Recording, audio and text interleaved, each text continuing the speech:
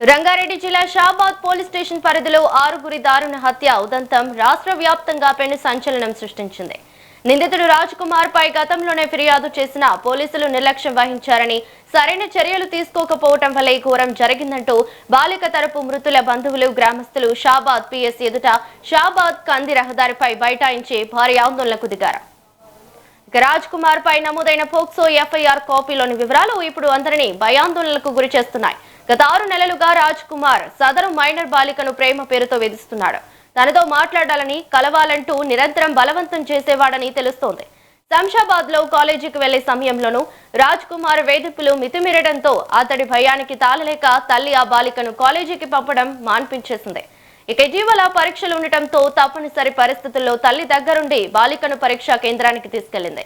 ఈ నేపథ్యంలోనే పరీక్ష ముగిసిన వెంటనే బాలికను అందరూ చూస్తుండగానే లాక్కెళ్లేందుకు రాజ్ కుమార్ ప్రయత్నించాడు. గతంలో తన తండ్రిని ఫుల్లుగా తాగించి హార్ట్ అటాక్ అని చెప్పి నమ్మించి చంపినట్లే మిమ్మల్ని చంపేస్తా అంటూ రాజ్ కుమార్ ఆ బాలికను, ఆమె తల్లిని తీవ్రంగా హెచ్చరించాడు. దీంతో ప్రాణభయంతో తమను కాపాడాలంటూ బాలిక తల్లి పోలీసులకు ఫిర్యాదు చేసింది.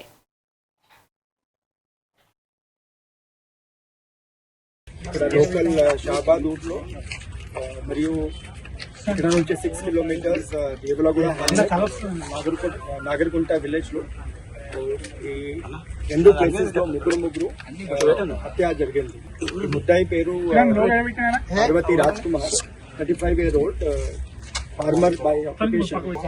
16th మే రోజు ఒక పోక్సో కేసు బుక్ అయింది. అప్పుడు ఒక అమ్మాయికి, మైనర్ గర్ల్ కి అరెస్ట్ చేశారు, స్టాకింగ్ చేశారు. దాని గురించి సెక్షన్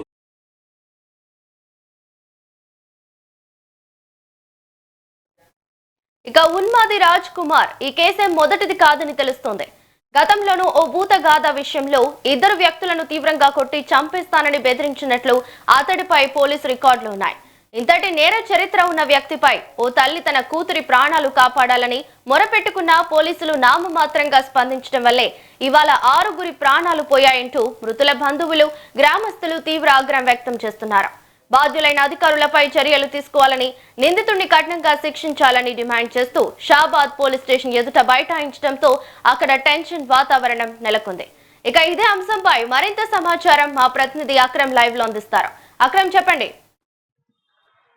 ఇస్రావలి షాబాద్ దగ్గర జరిగినటువంటి 6 దారుణమైనటువంటి హత్య కేసులో కీలక విషయాలు బయటకు వస్తున్నాయి. రాజ్ కుమార్ గతం నుండే కూడా ఒక ఉన్మాదిగా ప్రవర్తించేవాడని కూడా అక్కడ ఉన్నటువంటి స్థానికులు చెప్తున్న పరిస్థితి కనిపిస్తా ఉంది. ఇప్పుడు చనిపోయిన దాంట్లో ఉన్నటువంటి బాధితురాలు, పోక్సో కేసులో ఉన్నటువంటి బాధితురాలు ఏదైతే ఉన్నారో ఆ బాధితురాల్ని తరచూ ప్రేమ పేరుతో తనని పెళ్లి చేసుకోవాలంటూ కూడా ఎప్పుడు మభ్యపెట్టి ఆవిడ్ని ఎప్పుడు ఇబ్బందులకు గురి చేసేవాళ్ళంటూ కూడా అక్కడ ఉన్నటువంటి అన్ని బాధితురాలకు సంబంధించిన కుటుంబ సభ్యులు చెప్తున్న పరిస్థితి కనిపిస్తా ఉంది. ఆ క్రమంలోనే ఈ 17 సంవత్సరాల బాలిక ఇప్పుడు ఇంటర్ చదువుతోంది. శంషాబాద్ లో ఉన్నటువంటి కాలేజ్ కి నిత్యం వెళ్తున్న క్రమంలో కూడా ఇప్పుడు నిందితుడు రాజ్ కుమార్ తరచు తన వెనుక వెళ్లి తనను ప్రేమించాలి లేకపోతే చంపేస్తానంటూ కూడా బెదిరించినట్టు కూడా తెలుస్తోంది. సో ఆ నేపథ్యంలో 2-3 సార్లు ఇటు బాధితులకు సంబంధించిన తల్లి కూడా పోలీసులకు ఫిర్యాదు చేయడం, ఆ సమయంలోనే పోక్సో కేసు అవ్వడము ఇదంతా కూడా జరిగింది. ఎందుకంటే ప్రేమ పేరుతో ఆవిడ్ని టచ్ చేయడం, ఎవరైతే మైనర్ బాలిక ఉందో మైనర్ బాలికని టచ్ చేయడము, అదే విధంగా ఆవిడ్ని ఇబ్బంది పెట్టడము, కాలేజ్ కి వెళ్లకుండా చేయడము, అంటే ఆఖరికి కాలేజ్ కి వెళ్తున్న క్రమంలో అలా ఇబ్బంది పెట్టేసరికి సదరు బాధితురాలి తల్లిదండ్రులు ఇద్దరు కూడా ఎవరైతే ఇప్పుడు చనిపోయినటువంటి 17 ఏళ్ల అమ్మాయి ఉందో ఆ అమ్మాయిని కాలేజ్ కూడా మాన్పించారు అని అంటే అక్కడ పరిస్థితి ఎంత దారుణంగా ఉందో కూడా మనకు స్పష్టంగా తెలుస్తోంది. అదే విధంగా ఇప్పుడు నిందితుడు రాజ్ కుమార్ కూడా ఎంత దారుణంగా ఆవిడ్ని భయపెట్టేవాడు, అంత దారుణంగా ఆవిడ్ని ఇబ్బంది పెట్టేవాడు అనేది కూడా స్పష్టంగా తెలుస్తుందన్నమాట. సో ఆ నేపథ్యంలోనే అప్పుడు పోలీసులకు ఫిర్యాదు చేసిన వెంటనే కూడా పోలీసులు పోక్సో కేసు నమోదు చేశారు. ప్రేమ పేరుతో కూడా ఆవిడ్ని వేధించడము, లైంగికంగా ఎక్కడ పడితే అక్కడ ముట్టుకోవడం ఇదంతా కూడా చేశారు. కాబట్టి అతన్ని పోక్సో కేసు నమోదు చేసి అతన్ని జైలుకి పంపించారు. ఆ తర్వాత విచారణ కూడా ముమ్మరంగా జరుగుతుందంటూ కూడా అప్పటి పోలీసులు చెప్తున్నమాట.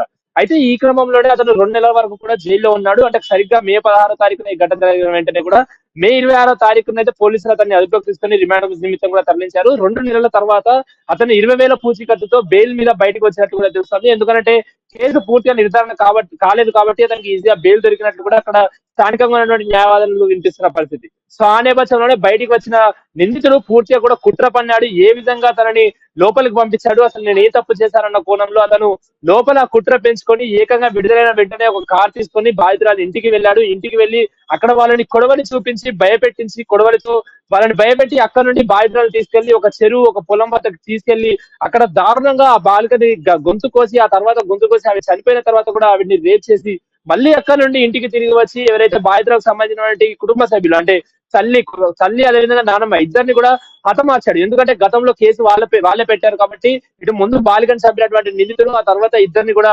చంపేశాడు. ఆ తర్వాత తను నేరుగా కూడా తన ఇంటికి వెళ్ళాడు.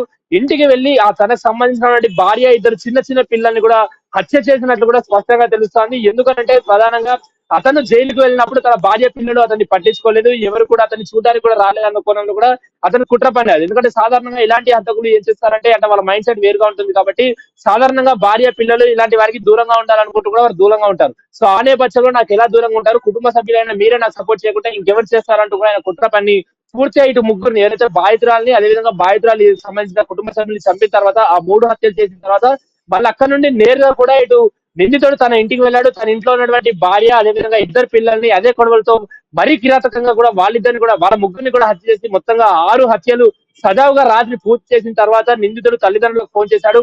ఫోన్ చేసి నేను జైలుకి వెళ్ళడానికి కారణమైన ముగ్గురిని అదే విధంగా నన్ను పట్టించుకొని మరో ముగ్గురిని కూడా మొత్తంగా 6గురిని చంపేశాను, ఇక నేను కూడా చచ్చిపోతానంటూ కూడా తల్లిదండ్రులకు చెప్పిన పరిస్థితి. సో సమాచారం అనుకున్న వెంటనే షాబాద్ సంబంధించిన పోలీసులు కూడా ఘటనా స్థలానికి చేరుకున్నారు. ఘటనా స్థలానికి చేరుకొని మొత్తంగా నిందితుడు ఆ టైంకే పరారులో ఉన్నట్లయితే పోలీసులు చెప్తున్నమాట. అక్కడ ఉన్నటువంటి బాడీస్ ని హుటాహుటిన కూడా ఆసుపత్రికి తరలించారు. కాకపోతే అప్పటికే వీళ్ళందరూ చనిపోవడంతో వాళ్ళ పోస్ట్ మార్టం నిమిత్తం కూడా పంపించినట్టు కూడా తెలుస్తోంది. అయితే స్థానికంగా ఉన్నటువంటి గ్రామస్తులు తీవ్ర స్థాయిలో కూడా ఆగ్రహిస్తున్నారు. ఎందుకంటే ఎప్పటి నుండో తన మత సంఘం సరిగ్గా లేదు, ఒక ఉన్మాదిలో ప్రవర్తిస్తూ ఉంటాడు, ఊర్లో ఉన్న వాళ్ళతో గొడవలు పెట్టుకోవడం మీద మైనర్ బాలికని ప్రేమ పేరుతో వేధించడము, అదే విధంగా తను పెళ్లి చేసుకున్న భార్య పిల్లలను కొట్టడము, ఇవన్నీ జరిగి కూడా తర్వాత ఏకంగా పోక్సో కేసు అయ్యి జైలుకి వెళ్ళినటువంటి నిందితుడిని అంత ఈజీగా ఎలా వదిలేస్తారు? ఇప్పుడు ఖచ్చితంగా అతన్ని ఇంత దారుణానికి ఉడిగట్టాడు కాబట్టి అతన్ని పట్టుకోవాలి, ఖచ్చితంగా ఉరి తీయాలంటూ కూడా అక్కడ ఉన్నటువంటి స్థానికులు ఆందోళన వ్యక్తం చేస్తున్న పరిస్థితి కనిపిస్తోంది. ప్రస్తుతానికి అయితే 6 మృతదేహాలను అయితే హాస్పిటల్ కి తరలించారు. పోలీసులు ఇప్పటికే సంఘటన స్థలానికి దాదాపు 7 బృందాలుగా అక్కడికి చేరుకొని సంఘటన స్థలంలో ఉన్నటువంటి క్రూజే గానీ అదే విధంగా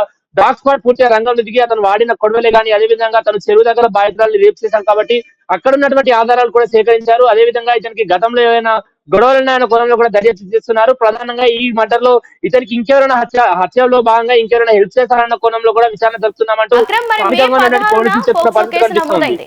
క్రిమినల్ హిస్టరీ కూడా రాజ్ కుమార్ కి ఉంది, అలాగే మానసిక పరిస్థితి బాలేదని పోలీసులు కూడా చెప్తున్నారు. అయినా కూడా కేసు నమోదైన నెలకే బెయిల్ మంజూరు చేయటం ఇదేమైనా కోర్టు లోపం కూడా ఉందంటారా? అంటే రవలి ఇక్కడ స్పష్టంగా మనం ఒకటి గమనించాల్సింది ఏంటంటే పోక్సో అనే కేసులో చాలా వరకు కూడా సెక్షన్లు ఉంటాయి. అంటే పోక్సో కేసు నమోదు అయినప్పటికీ జైలుకి వెళ్ళినప్పటికీ కూడా ఆ తర్వాత దానికి సంబంధించిన ప్రొసీడింగ్స్ అన్ని కూడా ఉంటాయి. దాని తర్వాత విచారణ చేస్తారు, మళ్ళీ అతన్ని కస్టడీకి తీసుకుంటారు, పోలీసులు కస్టడీకి తీసుకోవడమే కానీ అదే విధంగా అక్కడ జరిగినటువంటి స్పాట్ కి తీసుకెళ్లడం, అక్కడ సీన్ రీక్రియేషన్ చేయడం ఇలాంటివి మనం గతంలో కూడా చాలా చూసాం. సో ఈ విచారణ ఇంకా కొనసాగుతుంది కాబట్టి అతనికి బెయిల్ ఈజీగా వచ్చిందంటూ కూడా స్పష్టంగా మనకు తెలుస్తోంది. కేవలం వెళ్ళిన 2 నెలలకే 20,000 రూపాయల పూచికత్తుతో వదిలేశారు అని అంటే అతను లైంగికంగా కేవలము ఆ ప్రేమ పేరుతో ఇబ్బంది పెట్టాడు కానీ అప్పుడు రేపు లాంటివి ఏమి చేయలేదంటూ కూడా స్పష్టంగా తెలుస్తుందన్నమాట. సో ఆ నేపథ్యంలో అది పోక్సో కేసు ఇంకా నమోదు అయినప్పటికీ కూడా విచారణ ఇంకా జరుగుతుంది కాబట్టి అతనికి బెయిల్ మంజూరైంది. ఆ బెయిల్ కూడా కేవలము అటు పూర్తిగా షరతులతో కూడినటువంటి బెయిల్ ఇచ్చారు కాబట్టి ఖచ్చితంగా గ్రామం దాటి వెళ్ళకూడదు, అదేవిధంగా సాక్షులనే కానీ లేకపోతే బాధితురాలను ఇబ్బంది పెట్టకూడదు అన్న షరతులతో కూడా అక్కడ ఉన్నటువంటి న్యాయస్థానం అయితే అతనికి బెయిల్ మంజూరు చేసింది. 20,000 రూపాయల డిపాజిట్ కూడా చేయించుకుంది. కాకపోతే అతను సత్ప్రవర్తన మైండ్ లో పెట్టుకొని ఇచ్చినప్పుడు అక్కడ అతను మాత్రం పూర్తిగా కూడా కుట్రపూరితంగా అతను జైలుకి వెళ్ళడానికి కారణమైన వాళ్ళు అదే విధంగా తను జైలుకి వెళ్ళాక పట్టించుకొని వాళ్ళని ఎలాగైనా చంపాలని కూడా గొడవలతో అందరినీ కూడా చంపేశాడు. సో ఆ నేపథ్యంలోనే ఈ దారుణం మొత్తంగా కూడా బయటికి వచ్చింది. సో రాత్రికి రాత్రే అక్కడికి స్థానికంగా ఉన్నటువంటి ఫ్యూచర్ సిటీ కమిషనరేట్ కి సంబంధించిన డీసీపీ యోగేష్ కూడా అక్కడికి చేరుకున్నారు, బాడీస్ ని తరలించారు.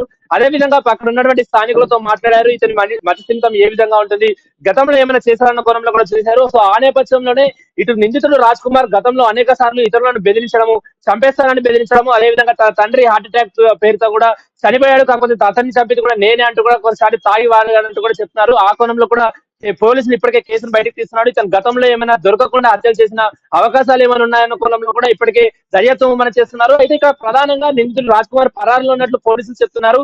అసలు రాజ్ కుమార్ ఎక్కడున్నాడు ఏంటి అనే దానిపైన అనేక అనుమానాలు వ్యక్తం అవుతున్నాయి. ఇప్పటికే దాదాపు 7 నుండి 8 బృందాల వరకు కూడా పోలీసులు సిటీ మొత్తంగా కూడా రైల్వే స్టేషన్లు కానీ బస్ స్టాండ్లే కానీ అదే విధంగా అక్కడ ఉన్నటువంటి స్థానిక ఆటో స్టాండ్లు పూర్తిగా కూడా వెతుకుతున్నారు. కీలకంగా ఉన్నటువంటి సీసీటీవీ ఫుటేజ్ లను కూడా పరిశీలిస్తున్నారు. ఖచ్చితంగా అతన్ని తీసుకొని ఉరి శిక్షణ అయితే తప్పకుండా వేయాల్సింది అంటూ కూడా అక్కడ గ్రామస్తులు కోరుతున్న పరిస్థితి కనిపిస్తుంది. ప్రస్తుతానికి అయితే అక్కడ ఉన్నటువంటి దైవాలకు కూడా సంబంధించినటువంటి గ్రామస్తులందరూ కూడా వాళ్ళ ఊర్లో 6 హత్యలు జరగడంతో భయాందోళనకు గురవుతున్న పరిస్థితి అయితే స్పష్టంగా కనిపిస్తా ఉంది. రవలి. అయితే రాజ్ కుమార్ మానసిక పరిస్థితి బాలేదు. అలాగే 2-3 సార్లు కౌన్సిలింగ్ కూడా ఇచ్చామని పోలీసులు తెలుపుతున్నారు. మరి ఈ కౌన్సిలింగ్ లో రాజ్ కుమార్ బిహేవియర్ గానీ ఆయన పరిస్థితి గానీ పోలీసులు ఏమైనా చెప్పారా? అంటే తప్పకుండా గతంలో కూడా అతని మతస్థిమితం పైన అనేక అనుమానాలు వచ్చాయి. కాకపోతే అతని మతస్థిమితం ఒకటి మనం స్పష్టంగా గుర్తుపెట్టుకోవాల్సింది ఏంటి అని అంటే, ఇతను లైంగికంగా వేధించేటప్పుడే కానీ, లేకపోతే ఇతరులను బెదిరించడమే కానీ, ఆ తర్వాత నేను వాళ్ళని చంపాను వీళ్ళని చంపానని చెప్పుకోవడమే కానీ, ఇదంతా కూడా మధ్యలో చేశాడు. సో ఈ నేపథ్యంలో మనకు తెలిసింది ఏంటంటే, అతను ప్యూర్ గా కూడా ఒక డ్రింకర్ అంటూ కూడా తెలుస్తుంది. ఆ తర్వాత కూడా తను ఎప్పటి నుండో ఇలాంటి గొడవలకు దిగుతున్నాడు కాబట్టి, ఎలాంటి అంటే సాధారణంగా మతస్థిమితం లేని వాళ్ళు ఎప్పుడు పడితే అప్పుడు ఎవరిని పడితే వాళ్ళని కొడుతూ ఉంటారు, చేస్తుంటారు. కానీ ఈ కేసులో అతను స్పష్టంగా పూర్తి స్పృహతో చేసినట్టు కూడా స్పష్టంగా తెలుస్తోంది. నైట్ జరిగినటువంటి ఆ మర్డర్లు 6 మర్డర్లు చూసుకున్నా కూడా అతను ఏమి దాదాపు వారం రోజుల నుంచి ప్లాన్ వేసింది కాదు. అదేవిధంగా తను తాగి మధ్యలో చేసింది కూడా కాదు. ఇతను పూర్తిగా జైల్లో ప్లాన్ వేసుకున్నాడు. జైలు నుండి బయటికి వచ్చిన తర్వాతే, ఎందుకంటే అంత పకడ్బందీగా అంత ధైర్యంగా కూడా ఒక బాధితురాల్ని ఎక్కడికి తీసుకెళ్లాలి, ఎక్కడ రేప్ చేయాలి, ఎక్కడ చంపేయాలి, ఆ తర్వాత ఎవరిని చంపాలి, ఆ తర్వాత ఎవరిని చంపాలి, చంపిన తర్వాత ఎవరికి ఫోన్ చేయాలి, ఇదంతా కూడా తను ముందే ప్లాన్ చేసుకున్నాడు. కాబట్టి పూర్తి స్పృహలోనే ఉండి చేసినట్లు కూడా పోలీసులు గుర్తించారు. ఖచ్చితంగా అతన్ని కఠినంగా శిక్షించే పరిస్థితులు కూడా కనిపిస్తున్నాయి. అయితే దీనికి సంబంధించిన పూర్తి సమాచారం, పూర్తి వివరాలు కూడా రాజ్ కుమార్ ని వన్స్ కస్టడీకి తీసుకున్నాక బయటకు వచ్చే అవకాశాలు అయితే స్పష్టంగా కనిపిస్తున్నాయి. ఎందుకంటే తను బయటికి వచ్చాక చెప్పే క్రమంలో కూడా అనేక విషయాలు, ఎందుకంటే మనకు తెలుసు ఆల్రెడీ ఇతనికి రాజ్ కుమార్ కి భార్యతో అంటే పెళ్లి అయిపోయిన తర్వాత కూడా ఇద్దరు పిల్లలు కూడా ఉన్నారు. ఇద్దరు పిల్లలున్న వ్యక్తి ఎందుకు ఒక 17 ఏళ్ల అమ్మాయి దగ్గరికి వెళ్లి ప్రేమ పేరుతో కూడా ఇబ్బంది పెట్టడం, అసలు ఏ ఉద్దేశంతో చేశాడు? ఆ విధంగా ఏమైనా ఆర్థికంగా ఉపయోగించుకోవాలనుకున్నాడా, లేకుంటే శారీరకంగానే ఇబ్బంది పెడదామన్న కోణంలో ఏమైనా చేశాడన్న కోణంలో కూడా అతన్ని పట్టుకుంటేనే ఖచ్చితంగా కస్టడీలో భాగంగా అన్ని తెలిసే అవకాశం ఉంది. కాబట్టి ఇప్పటికే శంషాబాద్ పరిసర ప్రాంతాల్లో ఉన్నటువంటి సీసీ కెమెరాలు కూడా పరిశీలిస్తున్నారు. ఎందుకంటే గతంలో బాలిక కాలేజ్ కి వెళ్తున్న క్రమంలో అక్కడ ఇబ్బంది పెట్టేవాడు కాబట్టి అక్కడ అతనికి ఏమైనా స్నేహితులు ఉన్నారా, లేకపోతే ఇప్పుడు పరారీ అయ్యాడు కాబట్టి పరారీలో భాగంగా ఎవరైనా అతనికి హెల్ప్ చేశారన్న కోణంలో కూడా పోలీసులు అన్ని కోణాలు కూడా చేస్తున్నారు. కాకపోతే ఇటు నిందితురాలు నిందితులకు సంబంధించిన కుటుంబ సభ్యులే కానీ, లేకపోతే బాధితులకు సంబంధించిన కుటుంబ సభ్యులు 2 వైపులో కూడా నష్టం జరిగింది. కాబట్టి 2 కుటుంబాల వాళ్ళు, వాళ్ళ రిలేటివ్స్ కానీ, వాళ్ళ స్నేహితులు కానీ వాళ్ళు కన్నీరు మున్నీరు అవుతున్న పరిస్థితి కనిపిస్తా ఉంది. అదేవిధంగా దేవలగూడలో ఉన్నటువంటి ప్రజలు కూడా కాస్త అప్రమత్తంగా ఉండాలి. అతను ఏ టైంలో మళ్ళీ తిరిగి వచ్చి ఎవరిపైన దాడి చేస్తారో కూడా తెలియదు. కాబట్టి ఆ కోణంలో కూడా జాగ్రత్త ఉండాలని కూడా పోలీసులు అనౌన్స్ చేస్తున్నారు. ఇప్పటికే దేవలగూడలో ఉన్నటువంటి పరిసర ప్రాంతాన్ని కానీ, లేకపోతే నలుమూలలో పోలీసులు మోహరించారు. ప్రధానంగా తన ఇంటి వద్ద కూడా భారీ ఎత్తున కూడా పోలీసులు ఉన్నారు. క్రూస్ టీమే కానీ, డాగ్ స్క్వాడ్ కానీ కంటిన్యూగా అక్కడికి వస్తున్నారు. వచ్చిన ప్రతిసారి కూడా అక్కడ ఉన్నటువంటి కీలక సమాచారం తీసుకున్నారు. మరి కాసేపట్లో ఫ్యూచర్ సిటీకి సంబంధించినటువంటి కమిషనర్ కూడా అక్కడ వెళ్లే అవకాశం ఉంది. కాబట్టి ఖచ్చితంగా అతన్ని కేవలం 24 గంటల్లో పట్టుకునే అవకాశం ఉంది. ఎందుకంటే తను జైలు నుండి వచ్చారు కాబట్టి అతనికి ఎయిర్పోర్ట్ కి వెళ్లే సౌలభ్యం కానీ, లేకపోతే ఇతర రాష్ట్రాలకు వెళ్లే సౌలభ్యం కానీ చాలా తక్కువ ఉంటుంది. కాబట్టి ఖచ్చితంగా అతను దొరుకుతారంటూ కూడా పోలీసులు ఆశ వ్యక్తం చేస్తున్నారు. సో ప్రస్తుతానికైతే పనాల్లో ఉన్న నిందితుడిని అయితే 8 బృందాల్లో కూడా గాలింపు చర్యలు చేపడుతున్నామంటూ కూడా అక్కడ ఉన్నటువంటి స్థానిక పోలీసులు చెప్తున్న పరిస్థితి కనిపిస్తా ఉంది. రవలి,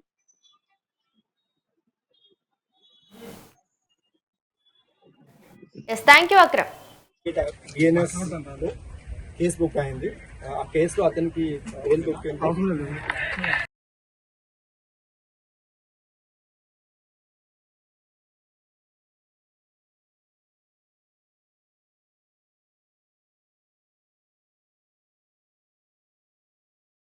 ఇక్కడ లోకల్ షాబాద్ ఊర్లో మరియు ఇక్కడ నుంచి 6 కిలోమీటర్స్ దేవలగూడ నాగర్కుంట విలేజ్ లో ఈ 2 ప్లేసెస్ లో ముగ్గురు హత్య జరిగింది. ఈ ముద్దాయి పేరు Parvathi Raj Kumar, 35 year old, farmer by application. 16th May రోజు ఒక పోక్సో కేసు బుక్ అయింది. అప్పుడు ఒక అమ్మాయికి, మైనర్ గర్ల్ కి చాలా హరాస్ చేశారు, స్టాకింగ్ చేశారు. దాని గురించి సెక్షన్ 11 అండ్ సెక్షన్ 12 కింద ప్లస్ సెక్షన్ 78 సెక్షన్ 78 బిఎన్ఎస్ లో కేసు బుక్ అయింది. ఆ కేసులో అతనికి బెయిల్ దొరికింది.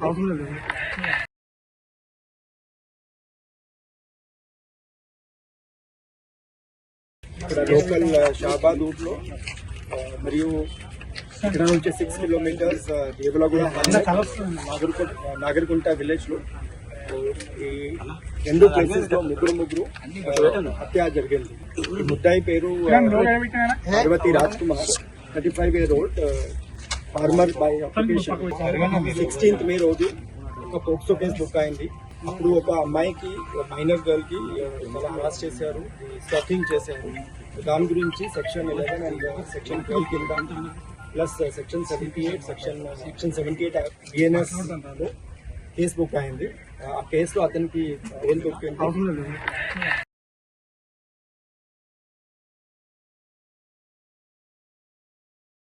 ఇక్కడ లోకల్ షాబాద్ ఊర్లో మరియు ఇక్కడ నుంచి 6 కిలోమీటర్స్ దేవలగూడ నాగర్కుంట విలేజ్ లో ఈ రెండు ప్లేసెస్ లో ముగ్గురు హత్య జరిగింది.